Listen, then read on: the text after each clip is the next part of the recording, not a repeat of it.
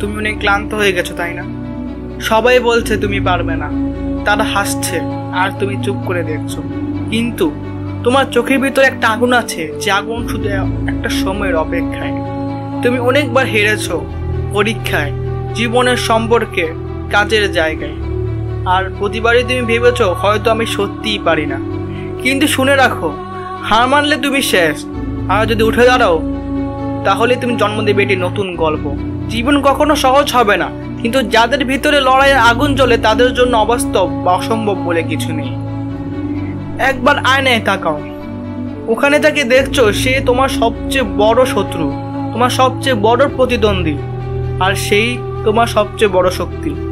মানুষ তোকে থামাতে চায় কারণ তারা ভয় পায় তুমি যদি জিতে যাও তাহলে তারা আর কি নিয়ে অজুহাত দেখাবে।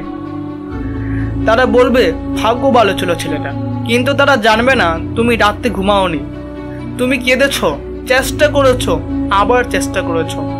এই আগুনটা, এই কষ্টটা এইবার তোমার শক্তি হবে। তুমি এবার পারবেই।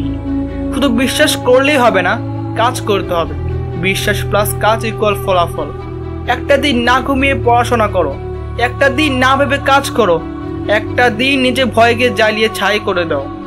তুমি যতটা ভাবো তুমি ততটা দুর্বল না, তুমি যতটা ভাবো তুমি তার চেয়েও বেশি শক্তিশালী। তোমার শরীর ক্লান্ত হবে, মন ভেঙে পড়বে, কিন্তু যখন সবাই হাল ছেড়ে দিবে তখন তুমি চালিয়ে যাবে।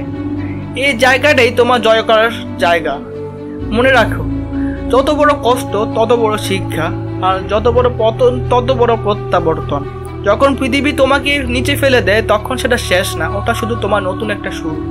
তুমি আবার ফিরে আসবে, আর তোমার প্রতিটা দাগ, প্রতিটা চিহ্ন, প্রতিটা ব্যথা তোমার হবে গর্বের চিহ্ন। তুমি এবার থামবে না, কারণ তুমি জানো এবার তুমি জিতবে। তুমি এবার পারবে, কারণ তুমি আর আগের তুমি না। তুমি এখন জানো কষ্ট কিভাবে সহ্য করতে হয়, তুমি জানো ধৈর্য মানে কি, তুমি জানো নিজেকে বিশ্বাস করা মানে কি। এবার তুমি হারবে না, এবার তুমি জিতবেই। এবার তুমি থামবে না, তুমি পারবেই।